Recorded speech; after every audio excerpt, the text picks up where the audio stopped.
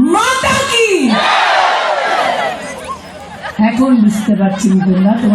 Bharatiya Janata party और हेमंत दा के लिए हर जगह पर उसका प्रमाण भारतीय जनता पार्टी को मिल रहा है। मैं अग्रिम बधाई भारतीय जनता पार्टी असम प्रदेश की यूनिट को हेमंत दा को देना चाहती हूँ। विकास के सपने को किस प्रकार से धरातल पर उतारा जाता है, हकीकत बनाया जाता है, उसका प्रमाण भारतीय जनता पार्टी की सरकार ने असम प्रदेश में दिया है।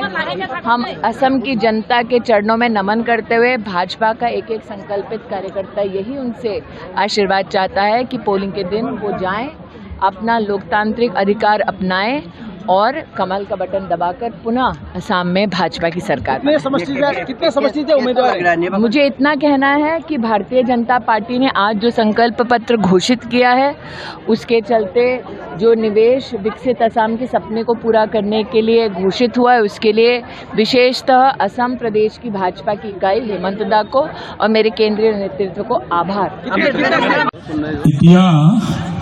इमान आमी आग्रहेरे बहु जोग आमी टीवीत देखिलो राष्ट्रीय नेतृबृंदर मजतो आमी केंद्रीय मंत्री हिसापेও पालो आमार शिक्षा